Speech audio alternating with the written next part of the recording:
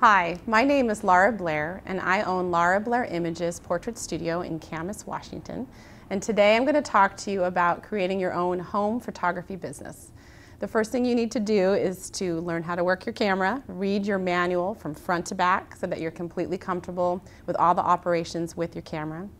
I highly suggest going to a class that you have locally, like at a community college or even a workshop in the United States. There are lots of wonderful photographers who charge roughly $500 to $1,000 for a really intense course that you would go to for 3 or 4 days, where you can learn all the basics of how to start a business. That's a great way to go.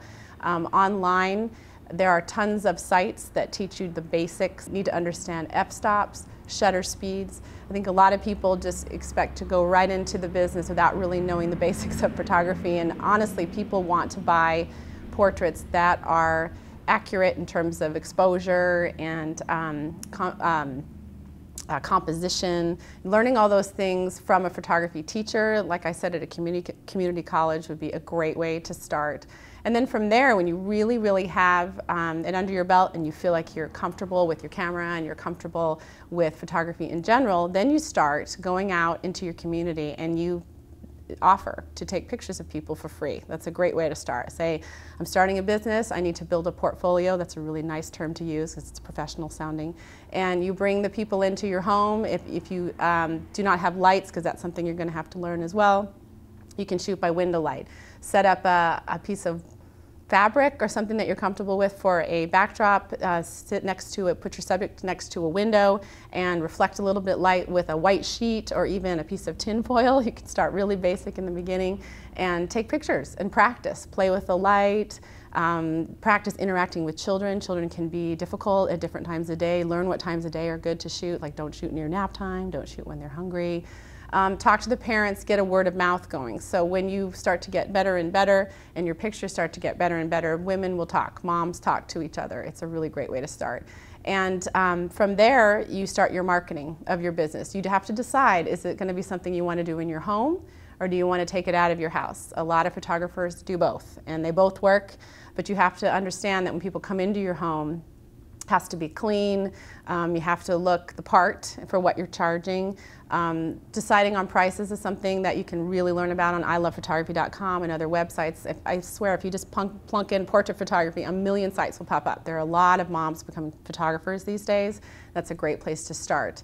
And then after you've gotten your marketing going and you're really starting to get some momentum, understand that you can't do it all by yourself. And this is a big mistake that a lot of photographers make.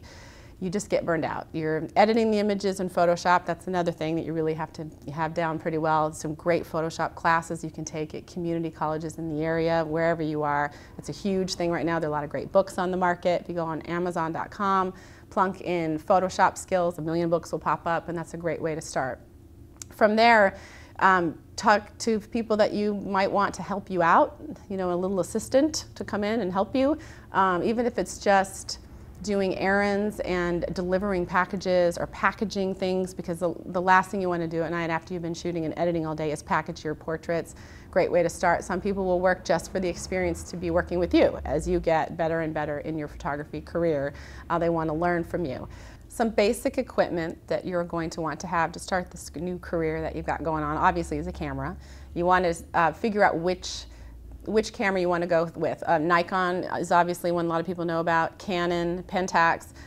There are lots of cameras right now in the $1,000 range that would be just fine, or even the $600 to $700 range. Don't go hog wild, because a lot of times the cameras get better and better and you will want to upgrade as you go.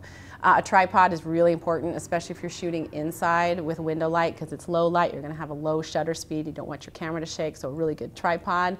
You can get all these things online. B&H is a great place to order stuff. You can get stuff at local camera shops. I recommend getting to know someone in your area who sells camera equipment and befriending them and talking to them about what's new, what works for other photographers, and that way you can, you know, kind of build your equipment as you go.